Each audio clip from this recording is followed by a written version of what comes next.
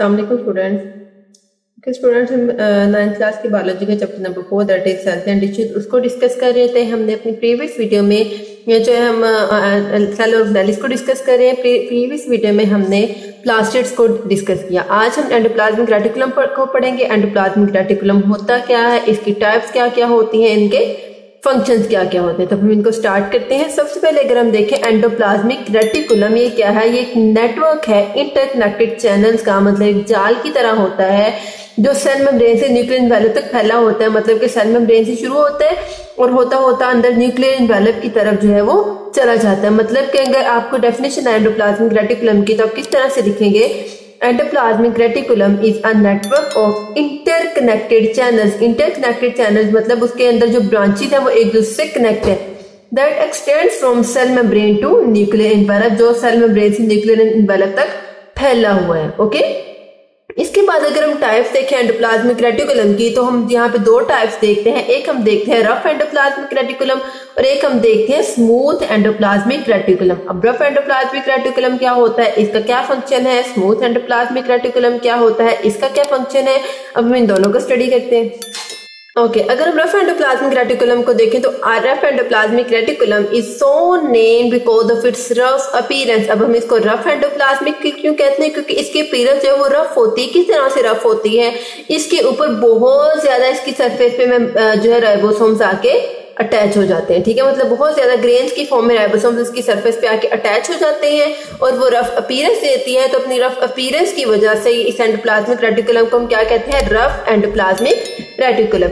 अब इनका फंक्शन क्या है हम ये देखते हैं। Due to the presence of ribosomes, के राइबोसोम्स की वजह से क्या करते हैं, serves a function in protein synthesis. के राइबोसोम्स की प्रेजेंस होने की वजह से ये जो रफ एंडोप्लाज्मिक रेटिकुलम है ये प्रोटीन सिंथेसिस में अपना रोल प्ले करते हैं, मतलब कि प्रोटीन्स को बनाने में हमारी हेल्प करते हैं। ये तो हो गया रफ एंडोप्लाज्मिक रेटिकुलम। अब हम स्मूथ एंडोप्लाज्मिक रेटिकुलम देखते हैं। इन दोनों में डिफरेंस यही है कि जो रफ एंडोप्लाज्मिक रेटिकुलम है इसकी अपीयरेंस रफ होती है, किसकी वजह से, राइबोसोम्स की वजह से। लेकिन स्मूथ एंडोप्लाज्मिक रेटिकुलम के ऊपर कोई राइबोसोम्स प्रेजेंट नहीं होते, वो बगैर राइबोसोम्स की होती है। अब ये क्या रोल प्ले करते हैं ये हम देखते हैं। Smooth endoplasmic reticulum is involved in lipid metabolism, मतलब कि सेल के अंदर जो लिपिड का मेटाबॉलिज्म है, एनाबॉलिज्म, कैटाबॉलिज्म, रिएक्शंस जो लिपिड्स की वजह से होते हैं उनको एक कंट्रोल करती है।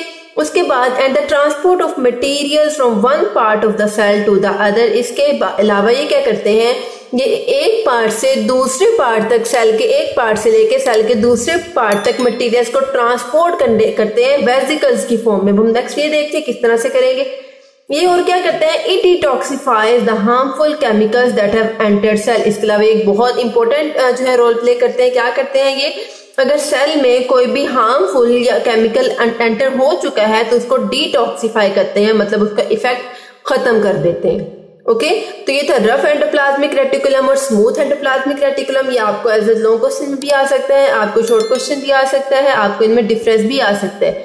तो आपने इसको हर पॉइंट ऑफ व्यू से अच्छे से रेडी कर लिया। ओके स्टूडेंट्स, ओके जी। इसके बाद हम नेक्स्ट ऑर्गेनेली देखते हैं that is Golgi apparatus. Golgi apparatus होता क्या है, बेसिकली ये गोल्जी जो है ये एक साइंटिस्ट का नेम था, कैमिलो गोल्जी। उसने ये ऑपरेटस डिस्कवर किया था, इसकी वजह से इस ऑपरेटस को उसका नाम दे दिया गया गोल्जी ऑपरेटस।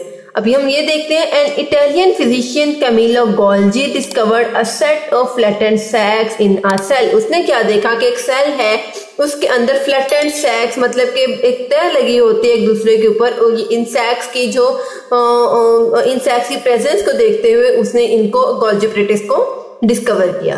ओके, इसके बाद हम देखते हैं सिस्टर्नी क्या होते हैं। जैसे हमने यहाँ पे पढ़ा सेट ऑफ फ्लैटेंड सैक्स, और ये जो सेट ऑफ फ्लैटेंड सैक्स होते हैं इन्हें हम क्या कहते हैं, सिस्टर्नी। अब हम इसका स्ट्रक्चर भी देख लेते हैं। ओके, देखिए इसका स्ट्रक्चर ड्रॉ किया हुआ है। आप यहाँ पे देखो, यहाँ पे सबसे पहले आपको कुछ वेसिकल्स नजर आ रही है, ये वाली वेसिकल्स मतलब थैलियां सी नजर आ रही है। ये क्या है, ये रफ एंडोप्लाज्मिक रेटिकुलम से आई हुई वेसिकल्स है जिसके अंदर राइबोसोम्स है। कोई भी मटेरियल होता है, जैसे हमने इसके राइबोसोम्स के एंडोप्लाज्मिक रेटिकुलम के फंक्शन में पढ़ा था कि वो क्या करते हैं, मटेरियल्स की ट्रांसपोर्ट करते हैं सेल के एक पार्ट से लेके सेल के दूसरे पार्ट तक। तो यहाँ पे यही हो रहा है, रफ एंडोप्लाज्मिक रेटिकुलम से जो वेसिकल्स है वो बन के आ रही है किसकी तरफ, गोल्जी ऑपरेटस की तरफ। अब ये सीरीज चलती जाएगी, हम नेक्स्ट देखते हैं और क्या होता है इसमें। अब यहाँ पे देखिए ये जो फ्लैटेंड सैक्स है इनको क्या कहते हैं, फ्लैटेंड सैक्स। इन सैक्स को क्या कहेंगे हम, सिस्टर्नी। ठीक है, अब ये क्या होता है, यहाँ से ये वेसिकल जो है ये डिटैच हो जाती है यहाँ से, वो यहाँ पे जाके प्लाज्मा मेम्ब्रेन से बाहर चली जाती है। मतलब कि जो चीजें प्लाज्मा मेम्ब्रेन से बाहर जानी चाहिए वो यहाँ से रिमूव हो जाती हैं, और बाकी चीजें जो सेल के अंदर उसके इंटरनल यूज के लिए इंपॉर्टेंट है वो सेल के अंदर ही रहती हैं। ओके, हम दोबारा से इसकी रीडिंग कर लेते हैं। Set of flattened sacs is called cisternae. जैसे कि मैंने भी आपको दिखाया कि जो फ्लैटेंड सैक्स का एक तह बनी होती है, लेयर बनी होती है, उनको हम क्या कहते हैं, सिस्टर्नी।